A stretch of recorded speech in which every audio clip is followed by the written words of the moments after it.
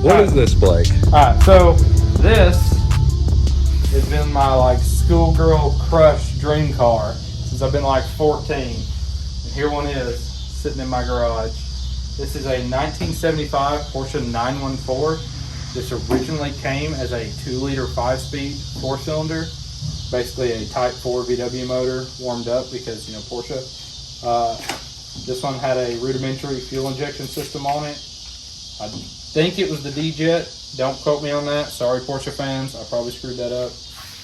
Anyways, bought this as a roller, pulled it out of a guy's yard, literally had rats eating through it, rat nest everywhere, just absolute nasty. I literally had face mask on, long sleeves, big rubber gloves while I was cleaning it out. A lot of rust, but in true bankrupt fashion, she's not going back factory. The Porsche made a few of these, about 3,000 to 4,000 of these that actually had 6 cylinders in them, and they're basically made of unobtainium because they're ridiculously expensive. So we are going to do the bankrupt way, and we're going to drop this little beauty right in here. This is out of a 2002 Subaru Outback LL Bean. This is a 3.0 liter. Yeah, screwed that up. This is the EZ30D engine, non-AVCS cams, multi-port fuel injection. Right now it's mated to a 98 Outback 5-speed transmission. I have converted this to 2-wheel drive, cut up the center diff, plated this off, so it sends all the power to what would be the front axles if this were in a Subaru, but these are going to power the rear axles of my Porsche. The end goal for this one is going to be as close to stock on the outside as possible with way too much horsepower. So that's kind of how we do things around here, aka Jordan's Forester. Y'all all know that one real well. The same kind of concept there. My mirror just fell off, don't mind me. Yeah. Also, there's a lot of builds in the background. Y'all guys will catch you up to speed on that later. Got a few more videos of this thing. Been trying to do a whole build series. We're going to keep you guys up with that. This is actually about 6 or 7 months after I bought it, so quite a bit of work's been done since then. But we're going to start a build series on it and keep you guys filled up. We did a lot of filming from then. I just got to throw all the stuff at Remy and let him deal with it. Fine. So what do you want here? So does this open? Yes, this is open. And as a special treat, I have left one of the rat's nests in there that I haven't had a chance to clean yet. Oh, thanks. Got you.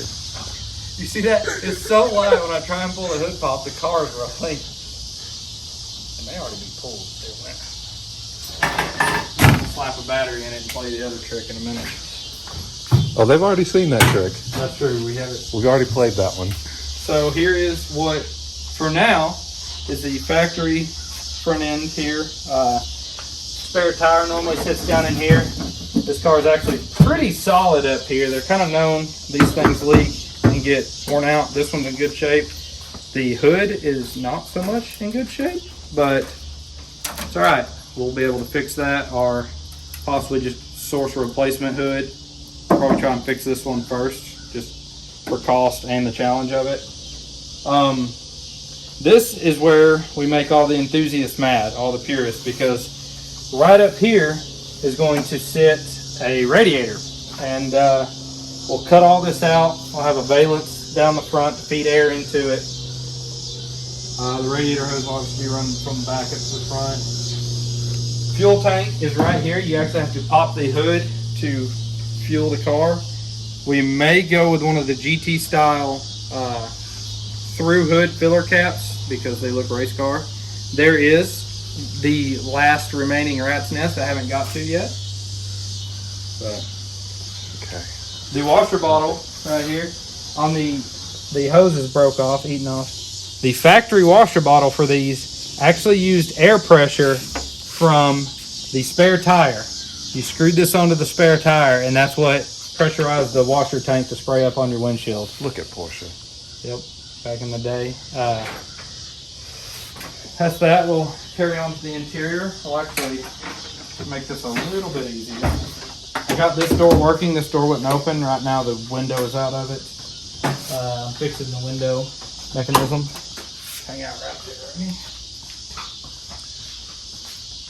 You can't have a 2-door sports car that's not a target top. You know, for some reason, I thought you were going to take the back glass out. Like, No. Sit. So here we have a little better view of the inside. As you can see, we have some heavy rust. One of the passenger window had fallen and a lot of the seals have been eaten out, so it ended up eating through a lot of the floor. We will be replacing that soon. We're going to try and go back with as original dash as we can. If I can work some wiring magic, I would like to use all the factory gauges. That's going to be quite a challenge, merging 2002 technology with 1975, but we're going to give it a shot. I just threw this O&P in here right now. It's going to have factory seats, but I wanted to make race car noises and slam gears because that is a critical part of any build. If you don't pretend you're driving it at least once during the build period, it's just never going to work. So originally a dogleg 5-speed here. It's kind of wore out. Reverse was up and to the left. Back and to the right was, or to the left and down was first. So these are notoriously known for terrible shifting. Just bushings wore out. Even brand new, they were clunky. You couldn't shift real hard. We are going with a cable actuated shifter to shift the Subaru 5-speed trans. We should be able to remedy that. We'll end up redoing the dash and everything. When you guys will see in the build series how incredibly worn out this car was, you'll get a, even this, to get to this point right here, as rough as it looks, it's been a ton of work, and we'll eventually we'll get there. The goal for this car is to be a cruiser. It's going to be fast, but it's not going to be crazy or rowdy. Just want a fun mountain car. Somebody cruise, take the car shows, that kind of thing. I already have an unnecessarily rowdy race car.